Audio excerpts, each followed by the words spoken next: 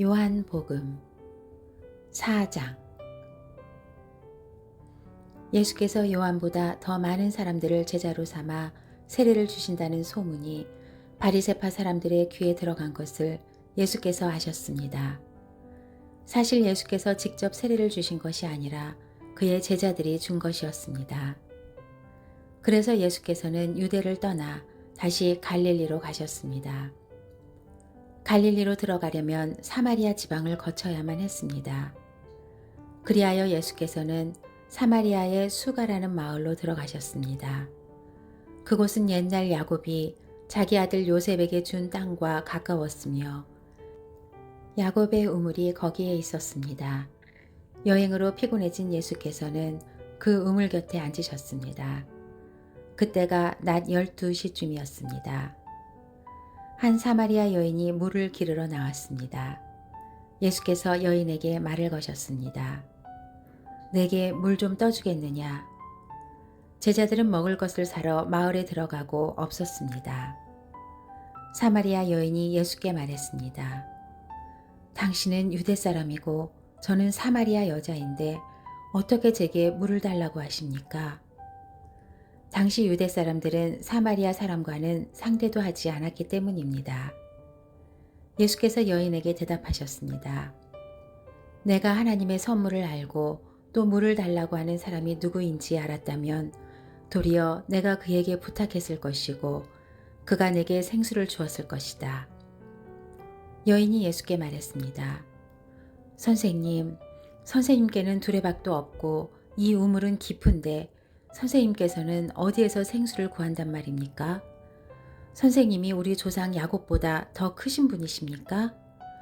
야곱은 우리에게 이 우물을 주었고 그와 그의 아들들과 가축들도 다 여기에서 물을 마시지 않았습니까? 예수께서 대답하셨습니다. 이 물을 마시는 사람마다 다시 목마를 것이다. 그러나 내가 주는 물을 마시는 사람은 영원히 목마르지 않을 것이다. 내가 주는 물은 그 사람 안에서 계속 솟아올라 영생에 이르게 하는 샘물이 될 것이다. 여인이 예수께 말했습니다. 선생님, 제게 그 물을 주십시오.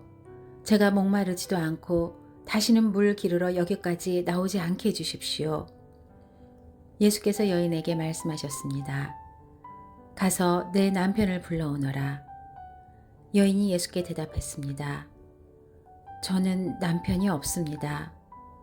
예수께서 여인에게 말씀하셨습니다. 내가 남편이 없다고 한 말이 맞다. 실은 전에 내게 남편이 5이나 있었고 지금 함께 사는 남자도 내 남편이 아니니 내가 지금 한 말이 맞구나. 여인이 예수께 말했습니다. 선생님, 제가 보니 당신은 예언자이십니다. 우리 조상들은 이 산에서 예배를 드렸는데 당신네 유대 사람들은 예배는 예루살렘에서만 드려야 한다라고 말합니다. 예수께서 여인에게 말씀하셨습니다. 여인아, 나를 믿어라. 이제 이 산도 아니고 예루살렘도 아닌 곳에서 아버지께 예배드릴 때가 올 것이다. 너희 사마리아 사람들은 알지 못하는 것을 예배하지만 우리 유대 사람들은 알고 있는 것을 예배한다. 이는 구원이 유대 사람들로부터 나오기 때문이다.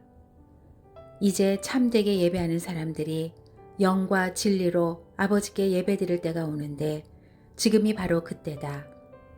아버지께서는 이렇게 예배드리는 사람들을 찾고 계신다.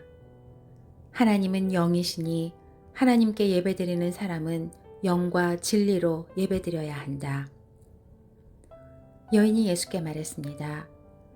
저도 그리스도라고 하는 메시아가 오실 것을 압니다.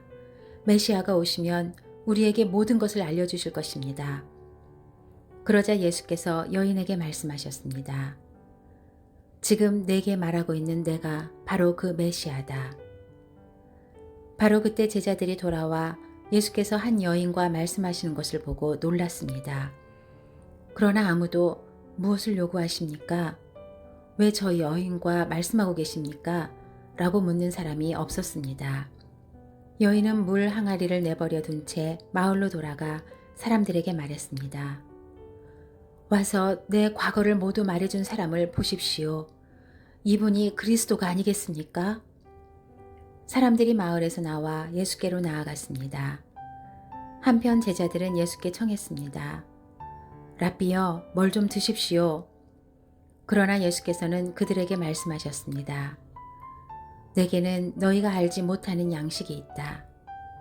그러자 제자들이 서로 수군거렸습니다. 누가 벌써 잡수실 것을 갖다 드렸는가?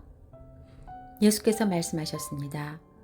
내 양식은 나를 보내신 분의 뜻을 행하고 그분의 일을 완성하는 것이다. 너희는 넉 달이 더 지나야 추수할 때가 된다고 말하지 않느냐? 그러나 나는 너희에게 말한다. 눈을 들어 들판을 보라.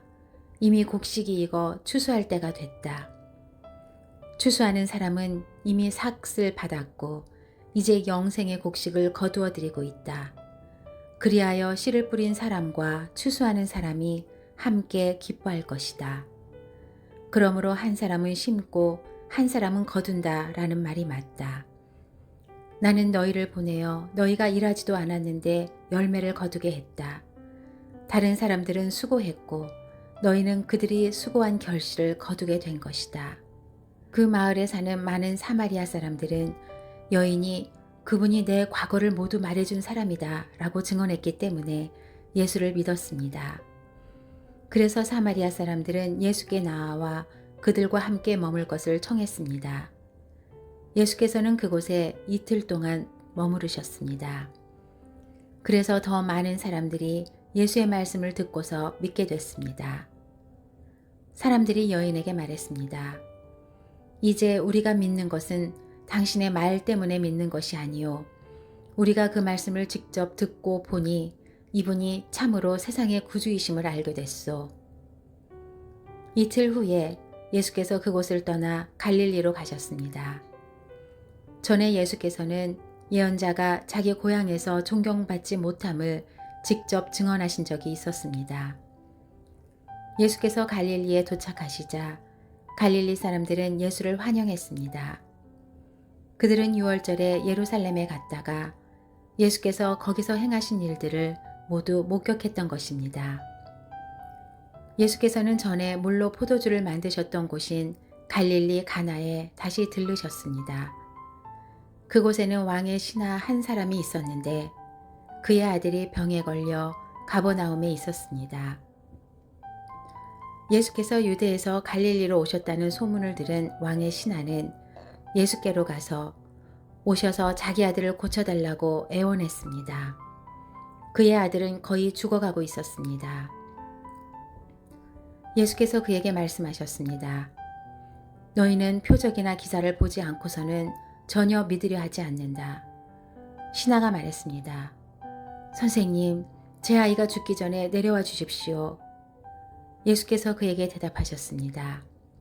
가보아라, 내 아들이 살 것이다. 그는 예수의 말씀을 믿고 갔습니다.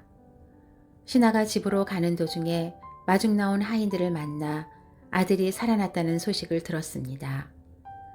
그가 하인들에게 아이가 언제부터 좋아졌느냐고 묻자 어제 오후 1시에 열이 떨어졌습니다 하고 종들이 대답했습니다. 아이의 아버지는 예수께서 내 아들이 살 것이다 라고 말씀하셨던 바로 그때였음을 알았습니다. 그래서 그와 그의 온 집안이 예수를 믿게 됐습니다.